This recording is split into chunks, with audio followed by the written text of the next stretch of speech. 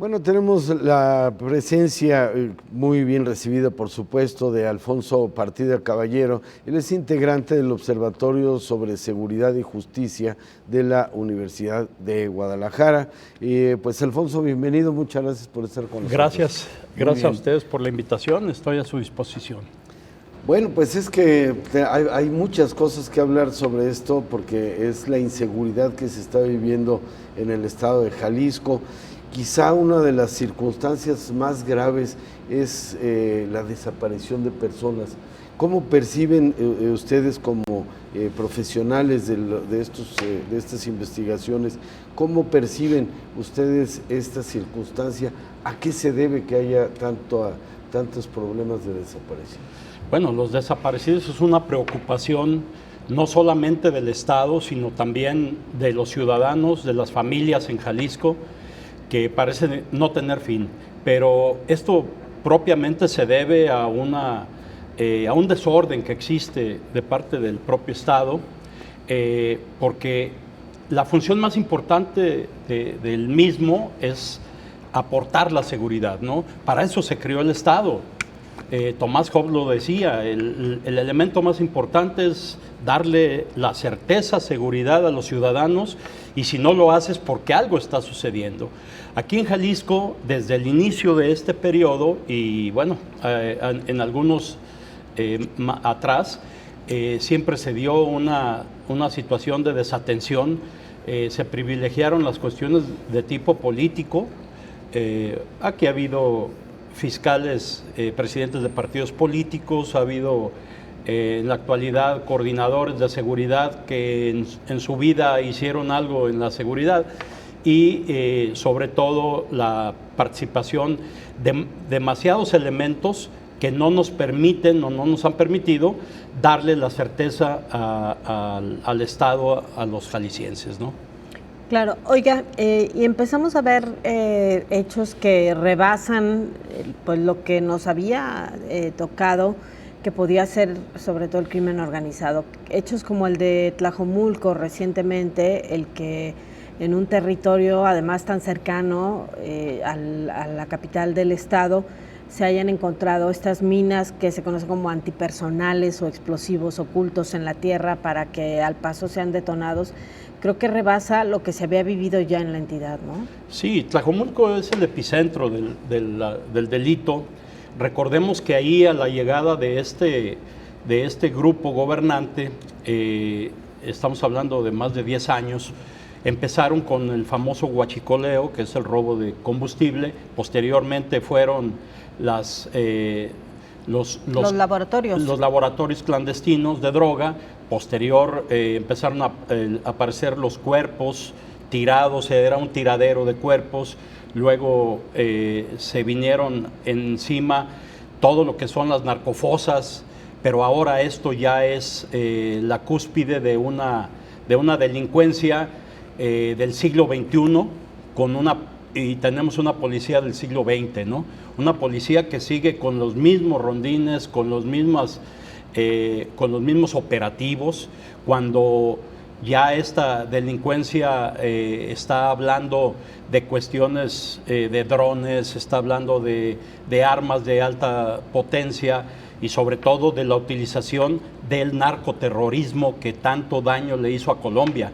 Le dieron poca importancia al inicio en Medellín y terminaron con una serie de bombazos, sobre todo en las DAS. Las DAS era el organismo de policía, vamos a decir como la PGR o la FGR en México, aunado a la muerte de 3 candidatos a presidentes de la República, etcétera. Entonces, si ese es el escenario que se dio en Colombia, y lo hemos hablado cuando yo recuerdo en una entrevista que me hiciste hace tiempo y hablábamos de la colombianización de México, y ahora todo el mundo está hablando de la mexicanización de la delincuencia en todo el interior del cono sur, ¿no?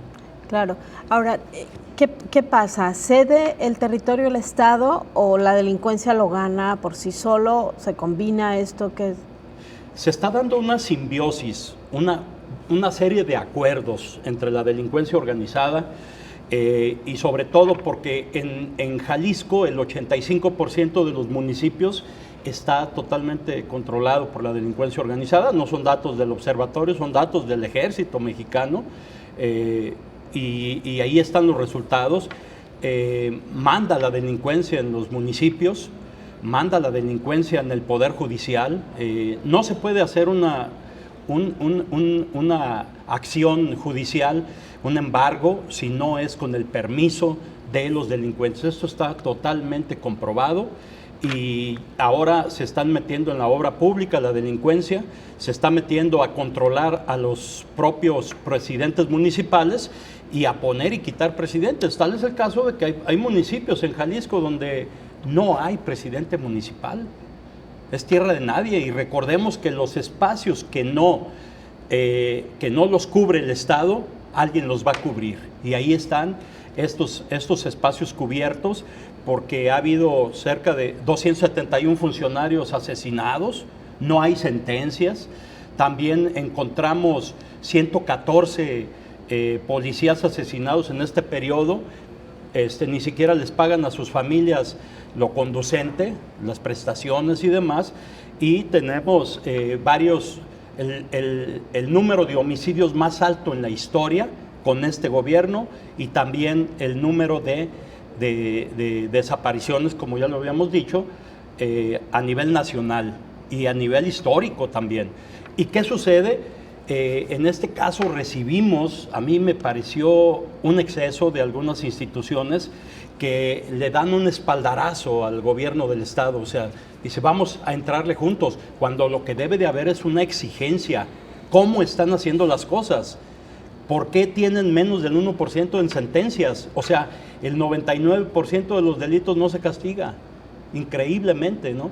Solo se denuncia el 6%, el 94% queda sin denunciar, porque no hay confianza, porque no hacen nada, porque simplemente la corrupción, cuando van a denunciar, les piden dinero. Y al final de cuentas, el año pasado fueron 71,000 expedientes que se archivaron simplemente porque no hay datos, ¿no? Entonces, ¿de qué sirve estar denunciando? Hay que hacer una reingeniería total de lo que viene a ser el esquema de seguridad. Hay que revisar quiénes están coludidos con el crimen organizado, porque si no, al rato el crimen nos va a gobernar a nosotros. Claro. Ahora, hay cierto señalamiento de las autoridades locales, tanto en los municipios como en el Estado, que lo que pasa es responsabilidad de la Federación. Bueno, es que el artículo 21 constitucional te habla de la seguridad es responsabilidad de los 3 niveles de gobierno. Claro que lo que dice el Código Penal del Estado pertenece al Estado, pero si hubiera alguna desaveniencia o algún desajuste, pueden coordinarse, hablar con la Policía Estatal y con la Policía Federal para poder hacer frente a esta circunstancia. No es cierto que el homicidio es un problema del Estado, los desaparecidos es un problema del Estado. Claro, cuando hay la simbiosis con el crimen organizado, bueno, pues a cada uno le corresponderá la parte proporcional, pero los acuerdos son los que van a darnos el paso a seguir.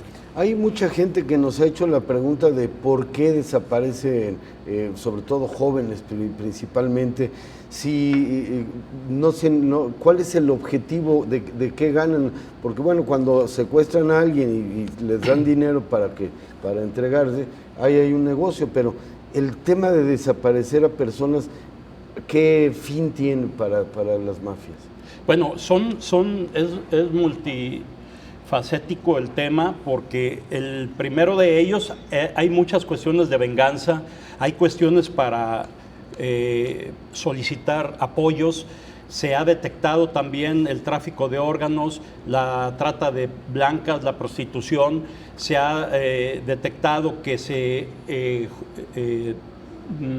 levantan a los jóvenes para que sirvan a la vez de sicarios, y bueno, todo esto viene a ser un cóctel explosivo que el Estado simplemente ha quedado al margen, ¿no? Le ha dejado el papel a las madres buscadoras, a las familias, y el Estado simplemente no tiene una estrategia, no tiene una política criminal. Esa es la palabra correcta, que nació en los 1900 por allá, en Alemania, y que todos los países la tomaron para sí, pero aquí no tenemos un plan contra el crimen. Por ejemplo, si vamos a darle un espaldarazo al Estado, pues hay que ver por qué no está funcionando, claro. No nada más decirlo, porque si no entonces vamos a seguir igual, y aquí no hay de otra. Dejaron crecer al huevo de la serpiente y ahora nadie se hace responsable.